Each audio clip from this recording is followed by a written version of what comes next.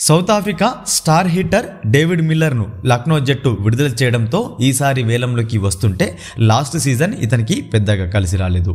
11 matches ఆడిన ఇతను 153 runs చేసి నిరాశపరచడంతోనే లక్నో జట్టు విడుదల చేసింది. కాగా 2022 సీజన్లో గుజరాత్ టైటాన్స్ జట్టు తమ తొలి టైటిల్ గెలవడంలో డేవిడ్ మిల్లర్ కీలకమైన పాత్ర పోషించాడు.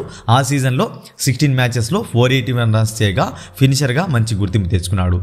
కాగా ఈసారి వేలంలోకి వస్తున్న డేవిడ్ మిల్లర్ను టార్గెట్ చేసే 3 టీమ్స్ ఏవో ఈ వీడియోలో చూసే ప్రయత్నం చేద్దాం. అంతకంటే ముందు డేవిడ్ మిల్లర్ ఏ టీంలోకి వెళ్తాడని మీరు అనుకుంటున్నారో కామెంట్ బాక్స్లో కామెంట్ చేయండి. మరిన్ని ఇంట్రెస్టింగ్ ఐపీఎల్ అప్డేట్స్ కోసం మన ఛానల్ని సబ్స్క్రైబ్ చేసుకొని పక్కనున్న బెల్ బటన్ క్లిక్ చేయండి friends. First team Delhi Capitals. గత సీజన్లో ఢిల్లీ టాప్ ఆర్డర్ నుంచి పర్ఫార్మెన్స్లు బాగానే వచ్చినప్పటికీ మిడిల్ ఆర్డర్ మాత్రం నిరాశపరిచింది. Faf du Plessis, Jake Fraser McGurk వంటి ఆటగాళ్లను ఢిల్లీ జట్టు వదిలివేయగా ప్రస్తుతం ట్రిస్టన్ స్టబ్స్ వంటి ఫారిన్ హిట్టర్ ఉన్నప్పటికీ ఫినిషర్ పాత్ర కోసం డేవిడ్ మిల్లర్ను ఢిల్లీ జట్టు టార్గెట్ చేసే అవకాశాలున్నాయి. Second team Gujarat Titans.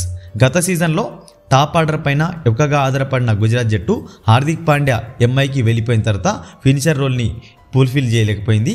ఈ క్రమంలోనే లాస్ట్ ఇయర్ హిట్టర్గా ఉన్న షెర్ఫనీ రూథర్ఫర్డ్ అయితే ఎంఐకి విచ్చేసింది. దీంతో ఒక ఫినిషర్ రోల్ కోసం అయితే గుజరాత్ జట్టు డేవిడ్ మిల్లర్ను మరొకసారి జట్టులో తీసుకునేందుకు ట్రై చేయవచ్చు. Third team Kolkata night riders.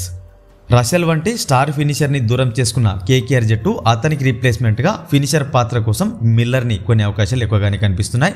Eden gardens యొక్క మైదానం అనేది డేవిడ్ మిల్లర్ అటాకింగ్ బ్యాటింగ్ అయితే పర్ఫెక్ట్గా సూట్ అయ్యే ఛాన్సెస్ ఉన్నాయి కాబట్టి డేవిడ్ మిల్లర్ని టార్గెట్ చేసే 3వ టీంగా కేకేఆర్ ఉండవచ్చు.